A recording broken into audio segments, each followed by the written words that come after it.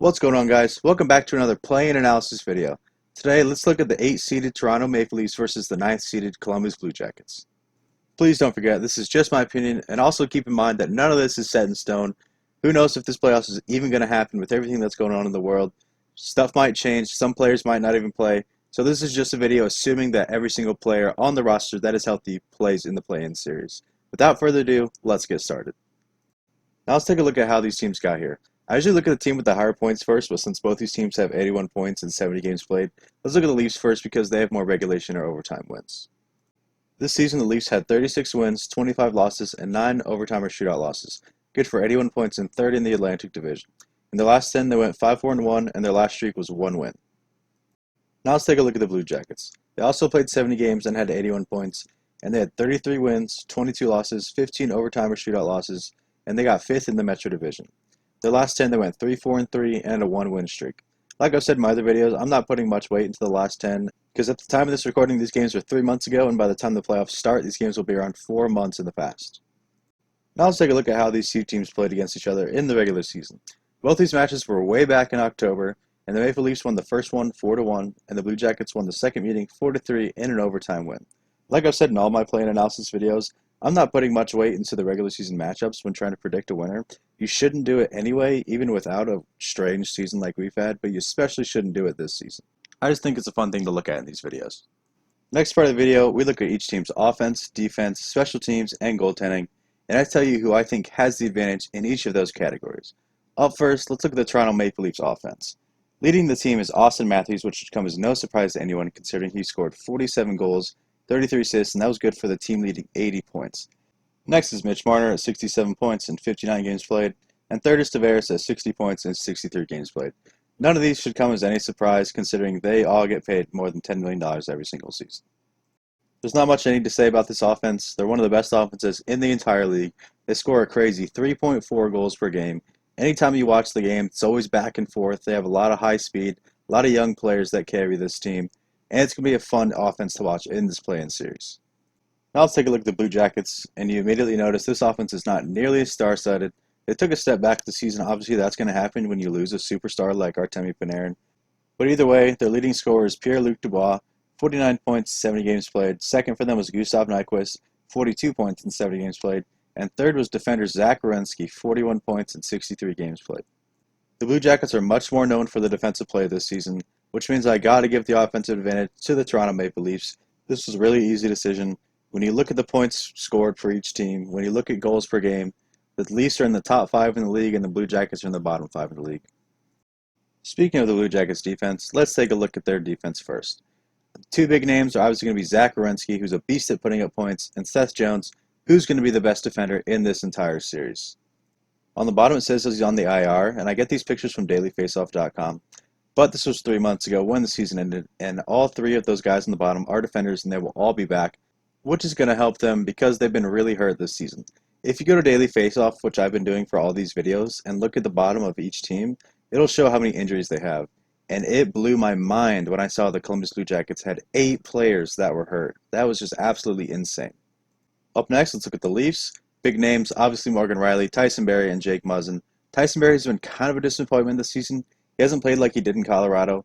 Morgan Rielly's been playing great. Muzzin brings some experience to the team, but he was hurt, but he will also be back by the time this play-in series starts. All the talk this season has been how the Leafs have an amazing offense, but their defense is holding them back. When you look at these games and the scores, it's a lot of 6-4 wins and losses, 5-4, 5-3, really high-scoring games. And even though they're in the top 5 scoring in the league, they're also in the top 5 for giving up the most goals in the entire league. But when you look at the Blue Jackets, even though they're in the bottom 5 for scoring in the league, they're also in the bottom 5 for giving up goals in the league, which means they're one of the top 5 defenses in the entire league when you look at goals against. Which means I got to give the defensive edge to the Columbus Blue Jackets. This decision was pretty easy. Not only is their blue line more stacked, but their game plan is a much more defensively sound game. They're coached to play more defense than rather that run and gun, up and down the ice game plan like the Maple Leafs, and that shows. Now let's take a look at the goaltending, and like the defense for the Maple Leafs, another big hole that they have that a lot of people have been talking about is their goaltending.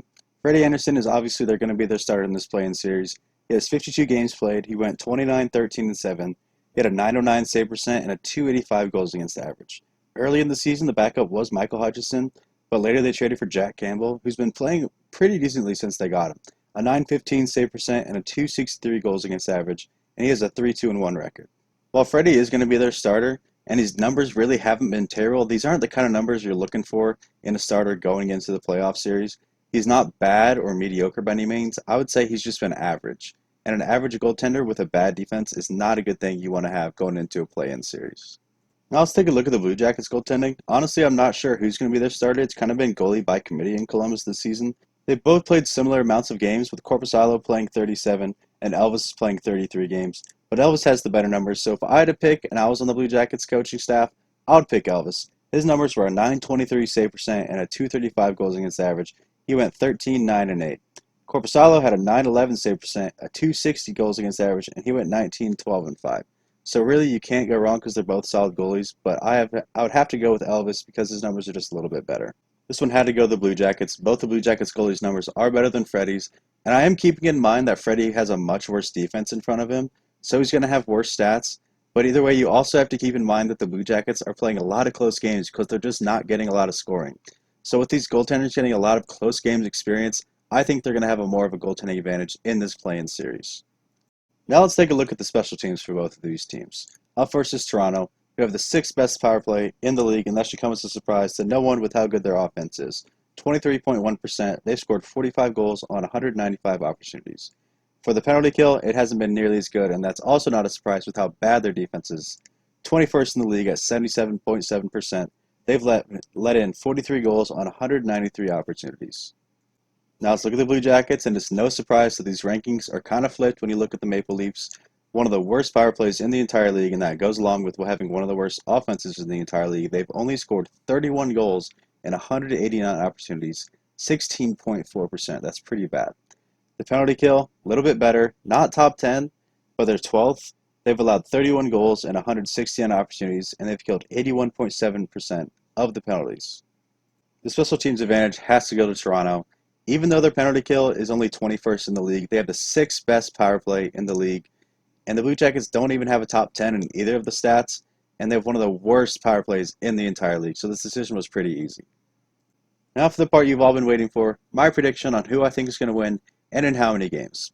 I think this is going to be a really good series. I think it has as much appeal as in like how close it's going to be as the Flames and the Jets on the west side, which should come as no surprise because both those matchups are the 8 seed versus the 9 seed. But either way, this is going to be a really fun series. I'm excited to see that Maple Leafs offense go against this Columbus Blue Jackets defense, kind of like a power versus power thing, and it's going to be a lot of fun. There's a lot of people that are counting out the Blue Jackets, and I'm not really sure why there's some people that are saying the Leafs are just going to blow through this team. We all saw what happened last year when everyone thought the Lightning were just going to absolutely smack the Blue Jackets, when it was the other way around. The Blue Jackets swept the Tampa Bay Lightning. So it's probably not the best decision to assume the Leafs are just going to smack the crap out of these Blue Jackets. All that being said, my pick is the Toronto Maple Leafs to win against the Columbus Blue Jackets in 5 games. And I know the Blue Jackets are going to be a popular pick to win this series as the underdogs, and there's some good arguments for it. John Tortorella, he can get his guys up. They're getting no chance given to them again, just like they did last year, which I think is going to put a chip on their shoulder. And that's what happened last year. No one gave them a chance against the Lightning, and they saw that, and they said, you know what, screw these people. We're going to go out, and we're going to play, and we're going to win. And that's what they did. Well, the thing is that this Blue Jackets team is not the same as last year. They don't have Panarin, and they don't have Bobrovsky, who are 2 massive pieces in that playoff series. So I have the Leafs winning in 5. I think it's going to be a close series. I think that defense is going to match up well against the offense, but I think the offense is just going to be too much for the Columbus Blue Jackets defense. Plus, if I pick the Blue Jackets, there's no way we can see the Leafs lose to Boston in Game 7 in the first round. Just kidding, Leafs fans. We'll cross that bridge when we get to it. If you made it this far in the video, thank you so much. Please hit the subscribe button. It only takes you 1 second, but it makes my day. Every single subscription counts. In the comments below, let me know who you think is going to win this series and in how many games. Please leave a like if you like this video.